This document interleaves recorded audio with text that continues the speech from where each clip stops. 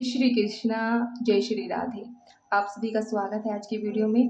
जैसे कि आप सभी को पता है कि कार्तिक माह शुरू हो गया है और कार्तिक महीना जो होता है वो बहुत ही पावन और शुभ महीना होता है। कार्तिक महीने में थोड़ा सा भी पूजा पाठ, थोड़ा सा भी ध्यान गुण हमें हजारों गुना फल प्राप्त कराता है। तो कार्तिक महीने में तुलसी जी की कहानी सुनने का और सुनाने का बहुत बड़ा महत्व है। अगर आप पूरे कार्तिक महीने तुलसी जी की सेवा करते हो, उनको सींचते हो, तो आपको बहुत ज़्यादा फल प्राप्त होगा। आपकी हर मनोकामना पूर्ण होगी। तो ऐसे ही आज हम आपको सुनाने जा रहे हैं एक बहुत प्राचीन तुलसी जी की कहानी, जो कि एक बुढ़िया माई की कहानी थी। एक बुढ़िया थी, वह रोज तुलसी जी की पूजा किया करती थी। कार्तिक नहाया करती और तुलसी जी को पूजा करती। कोई धन मांगता, कोई पुत्र मांगता, कोई सुहाग मांगता, पर बुढ़िया माई तुलसी जी को सींचते हुए कहती, हे तुलसी माता सबकी दाता, लाडवा घड़वा दे, मीठा मीठा ग्रास दे, मैना म्यूर की धोती दे, चटक मटक की चाल दे, ग्यारस का दिन दे, गंगा तुलसी मुंह में दे, आप किशन जी का कांधा दे, चंदन की काट दे, बैकुंठ में वास दे, मैं सींचू बिरवा तेरा, कर निस्तार मेरा। तुलसी जी बुढ़िया की मांग सुन सुनकर सूखना पड़ गई। एक दिन श्री कृष्ण भगवान तुलसी जी के पास आए और आकर कहने लगे कि कार्तिक महीने में तो स्त्रियां आपको खूब सींचती हैं, आपकी खूब पूजा होती है, फिर भी आप पतली क्यों होती जा रही हो। तब तुलसी जी ने बताया कि महाराज, आप तो और तो सब ठीक है, परंतु एक बुढ़िया की मांग सुन सुनकर मैं बहुत ही चिंता में हूँ। तुलसी जी ने सारी बात बतलाई और कहा कि सब कुछ दे सकती हूँ, परंतु मैं आपका कांधा कैसे दूं। भगवान ने कहा, तुलसी जी को अपनी आपकी सेवा करती है, उनके कर्ज तो सिद्ध करने ही पड़ते हैं, आप तो मुझ पर भरोसा करना चाहिए। तुलसी जी खुश हो गई। दिन बीत गए। एक दिन बुढ़िया मर गई। गांव के सभी लोग आए। बुढ़िया को सभी लोग धर्मात्मा मानते थे और उसी तुलसी जी की बुढ़िया कहा करते थे। उसी के पास कुछ भी नहीं था, सारा इंतजाम गांव वालों ने ही किया था। अर्थी उठाने के लिए समय सबने जोर लगाया, किसी पर भी अर्थी नहीं उठी। तभी लोगों में चर्चा हुई कि लोग इसे धर्मात्मा समझते थे, यह तो यहाँ भी पापनी हुई जो किसी से भी नहीं उठती। भगवान एक बच्चे के रूप में आए, बोले, भाई क्या बात है। लोगों ने सारी बात बतलाई। बच्चा बोला, आप लोग एक तरफ हो जाओ तो मैं देखूं। सबने कहा, बोले, भाई क्या बात है। लोगों ने सारी बात बताई। बच्चा बोला, आप लोग एक तरफ हो जाए, मैं देखूं। सबने कहा, हाँ ये जरा सा बच्चा तो सारा ही ठीक कर देगा, हमारे पास तो उठ नहीं रही है, देखो तो जरा यह छोटा बच्चा क्या बात बनाता है। फिर किसी बड़े बूढ़े ने कहा कि बच्चा जब यह कह ही रहा है तो इसे देख लेने दो। वह बच्चा बुढ़िया के पास गया, उसके कानों के पास बोला, बुढ़िया आप किशन का कांधा और बैकुंठ का वास लो, मैं अब तेरी मांग पूरी करने आया हूँ। सबको बुलाकर बोला, आओ इसको उठाओ। भगवान ने हाथ लगाया और बुढ़िया उठ गई। फिर थोड़ी दूर जाकर बुढ़िया का विश्वास कराया, फिर नहीं उठी। भगवान तो बच्चे में जाकर खेलने लगे। फिर अब सब कहने लगे कि उसी बच्चे को बुला कर लाओ, वही इसको उठाएगा। फिर उसको बुलाने के लिए गए, बच्चों में खेल रहे थे। श्री कृष्ण भगवान के रूप में उस बच्चे ने मना कर दिया। फिर बड़े ही मना कर लाए। फिर उन्होंने बुढ़िया के कान में पहले की तरह कहा। अब फिर उन्होंने सबसे कहा कि उसको उठाओ।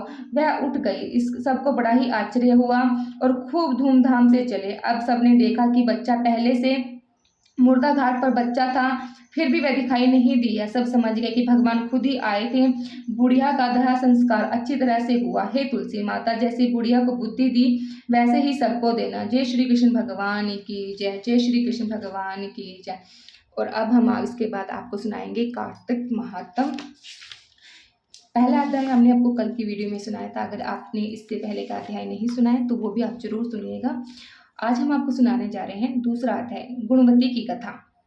भगवान श्री कृष्ण ने कहा, हे देवी, गुणवती अपने पिता और पति को राक्षस के द्वारा मारे जाने का समाचार सुनकर बड़े विलाप करने लगी। हे नाथ, हा पिता, मुझे त्याग कर तुम कहाँ चले गए। मैं अकेली कन्या हूँ, तुम्हारे बिना अब मैं क्या करूंगी। अब मेरे भोजन और वस्त्र आदि की व्यवस्था कौन करेगा। घर में स्नेह पूर्वक मेरा पालन पोषण कौन करेगा। मैं कुछ नहीं कर सकती। मुझे विधवा की रक्षा कौन करेगा। मैं कहाँ जाऊँ, कहाँ रहूँ, मेरा तो अब कोई ठिकाना नहीं रहा। इसी तरह रोती बिलखती गुणवती पिछाड़ खाकर पृथ्वी पर गिर गई और मूर्छित हो गई और थोड़ी देर के बाद तक पड़ी रही। जब होश में आई तो पूर्वांत अत्यंत करुणा विलाप कर शोक सागर में डूब गई। जब कुछ संभली तो उसे ध्यान आया कि मेरे पिता और पति की मृत्यु के पश्चात उनकी क्रिया करनी चाहिए, जिससे उनकी गति हो सके। अतः उसने अपने घर की सारी वस्तुएं बेच दी। उनको बेचने से जो पैसा उसे मिला, उनसे उसने अपने पिता और पति का श्राद्ध आदि क्रिया की हुई। फिर वह उसी नगर में रहती हुई भगवान विष्णु की भक्ति में आठों पहर रहने लगी। उसने जन्म से लेकर मृत्यु तक नित्य नियम सारी एकादशियों का व्रत किया। हे प्रिय, यह एकादशी और कार्तिक व्रत मुझको बड़े ही प्रिय है। मुक्ति, भक्ति, पुत्र और तथा संपदा को देने वाले परम पवित्र है। जो मनुष्य कार्तिक मास में जब तुला राशि पर सूर्य आता है तो सवेरे उठकर स्नान करते हैं, व्रत व्रत व उपासना करते हैं, वह मुझे बहुत ही प्यारे हैं, क्योंकि यदि वह बड़े पापी भी होते तो भी स्नान व व्रत के प्रभाव से उनको मोक्ष की प्राप्ति हो जाती। जो मनुष्य कार्तिक में स्नान, जागरण, दीपदान तथा तुलसी के वृक्ष की रक्षा करता है वह साक्षात विष्णु भगवान के तुल्य है। जो मनुष्य कार्तिक मास में मंदिर में झाड़ू लगाते हैं और स्वास्तिक बनाते हैं और विष्णु भगवान पूजा करते हैं वह जीवन मुक्त हो जाते हैं। ये सुनकर गुणवती भी प्रत्येक वर्ष मन लगाकर कार्तिक का व्रत और भगवान विष्णु का पूजन करने लगी। हे प्रिय, एक बार वह ज्वारग्रस्त थी और दुबली हो गई थी, फिर भी किस प्रकार से गंगा स्नान के लिए चली गई। गंगा तक पहुंची भी, किंतु शीतलता के मारे वह बुरी तरह से कांप रही थी। वह एकदम स्थिर हो गई। तब वह मेरे भगवान विष्णु के दूतों के द्वारा मेरे धाम में आई। उसी के पश्चात ब्रह्मा आदि देवताओं की प्रार्थना पर जब मैंने कृष्ण का अवतार लिया तो उसी समय मेरे गण भी मेरे साथ आए। वह सब इसी पृथ्वी पर यादव बने। तुम्हारे पिताजी को पूर्व जन्म में देव शर्मा थे, इस समय स्वर्जत है। पूर्व जन्म में चंद्र शर्मा जो तुम्हारे पोते वह आकू है। और हे भामिनी, तू ही वह गुणवती है। यह कार्तिक व्रत का ही प्रताप है जिससे कि तू मेरी अर्धांगिनी बनी है। पूर्व जन्म में तुमने मेरे मंदिर के द्वार पर तुलसी का पौधा लगाया था, वह इस समय तेरे महल के आंगन में कल्प वृक्ष के रूप में खड़ा है।